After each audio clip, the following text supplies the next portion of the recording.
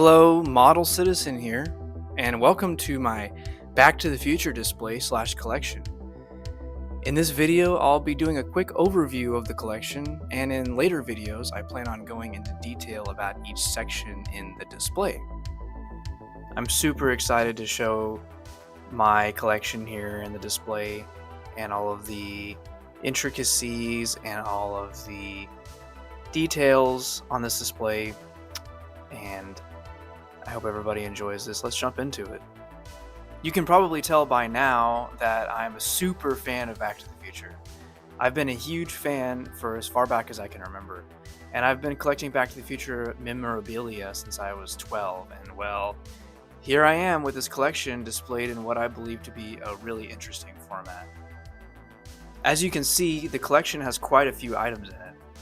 Most of the collection is miniature. There are very few items that are even close to life-sized.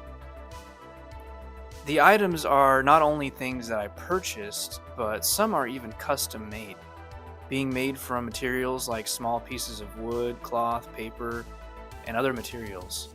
Some miniatures are kit bashed from kits or figures that have nothing to do with Back to the Future. I'll put the definition of kit bashing on the screen. If you would like to read the definition carefully, please pause the video now.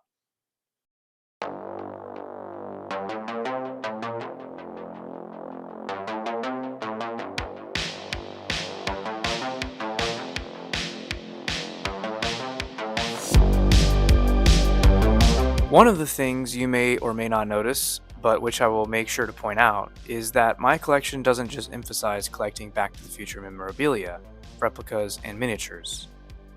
I also have made it a point to present the items in a certain way, that way being diorama form. This is in contrast to most collections, including my model car collection, where the items are just placed in a display environment with no context surrounding them. The definition of a diorama is as follows. A diorama is a three-dimensional miniature model, often representing a scene or landscape designed for display. In my collection, I try to create little scenes, both in terms of setting up scenery around items and figures, and also in terms of trying to capture moments that occurred in the movies. The display is in chronological order. The chronology starts at the top right. If you look above the glass display cases, where Marty is standing there with the amplifier and all of that, that's the first scene of the first movie. And then you move down from there, and then you move to your left, and then you move down again to your right, and you move down again, you scan to your left, and you just keep scanning through the cases like that. In future videos, as I cover each section, I'll go into detail about them. The sections are numbered. You can see number 1 up there, and number 2 there, number 3 there, number 4 there, and it just keeps on going all the way to the bottom. The last section is number 19, and all of the sections are labeled on this legend right here. The last sections 20, 21, 22, 23, and 24 are unrelated to Back to the Future. They're in different display cases that are over to the left. We'll go over those later, but right now we're focusing on Back to the Future.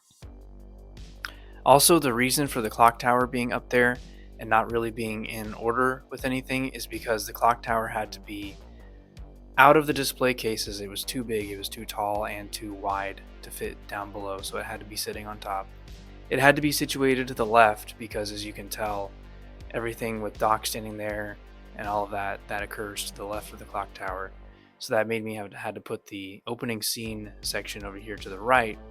And then last but not least, I thought it was really cool the clock tower was sitting on top of everything, because it's kind of like it's sort of like the reference point. It's sort of lording over the rest of the display because it kind of is the iconic scene of all 3 movies. It's in all 3 movies.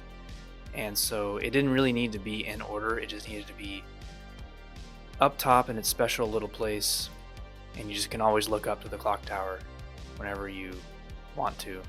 And one more thing, it ended up being really cool that I ended up putting it on top, because that made me be able to put the clouds way up there. If it were in a display case, even if it were able to fit, which is not, then the clouds would have been cramped in there and it wouldn't have been very epic. But putting it on top right there made me have the ability to have the clouds way up there and make this epic effect.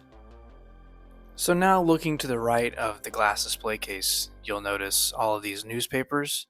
Something else I'll go into detail on later. You'll notice up here as well that there are boxes and they have figurines inside. And these figurines are the same figurines that are featured inside the display case. You can see there's some figurines inside the display case. Well, the ones in the boxes are copies, so I purchased the figurines at least twice. You can see there's one there, and there's a Doc Brown with his 2015 outfit there, and yeah, all of the figurines are featured a second time in their boxes. And the reason why I did this is because I just love the design of the boxes. I just thought the boxes themselves look really cool. And basically, you've got books and other memorabilia, including pictures and posters and other newspapers and things like that. Well, that about does it for my Back to the Future display. I hope you enjoyed the video, and be looking for detailed videos coming soon on each section.